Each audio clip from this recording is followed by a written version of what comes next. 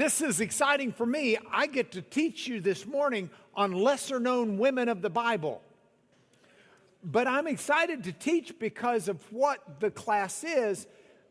The actual story is deplorable. I'm going to talk to you about what I consider to be, outside of the crucifixion, the worst chapters in the Bible. I almost titled today, Worst Chapters in the Bible, but I decided that might scare away people, so instead it's lesser known Bible women. One of the problems we've got, though, is a real challenge anytime we're reading the Bible, and it's the challenge of trying to understand the culture and the time, because it's not where we live today. For some of us, it's enough of a struggle just understanding the culture of today.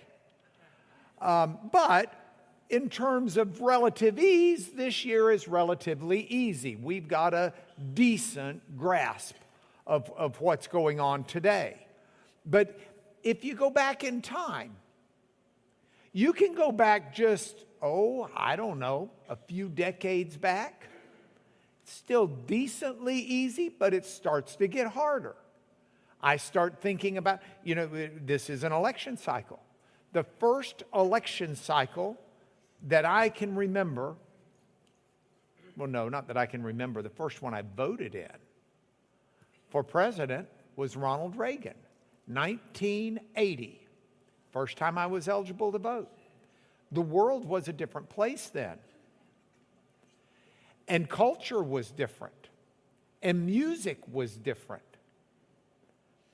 I can remember when I was in high school in the 70s, we had arguments over whether or not the Equal Rights Amendment should be passed.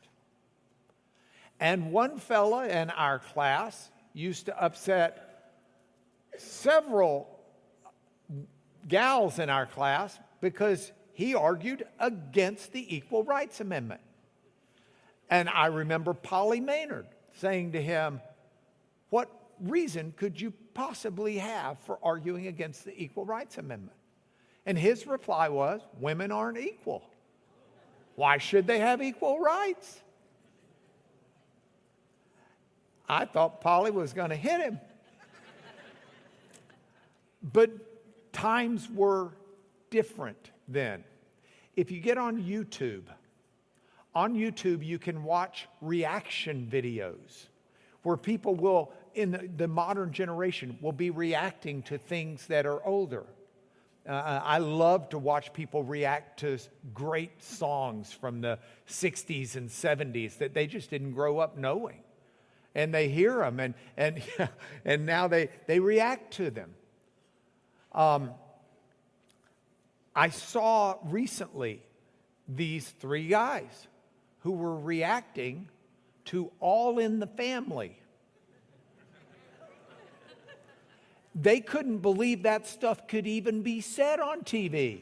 These are people in today's era not believing that something like that could have been on TV back in the 70s. I played some of it for my kids. My kids were offended that I even played it for them. They couldn't believe that was mainstream TV because culture has changed. Now go back even further. You get all the way back into the past that's pre-U.S. culture. One of the things I love about England is over there we have what I call the rule of 200. And people say, well, what do you mean? And I said, well, it's the difference between England and America is my rule of 200.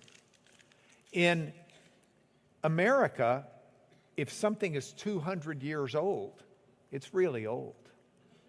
In England, if something's 200 years old, it's like yesterday.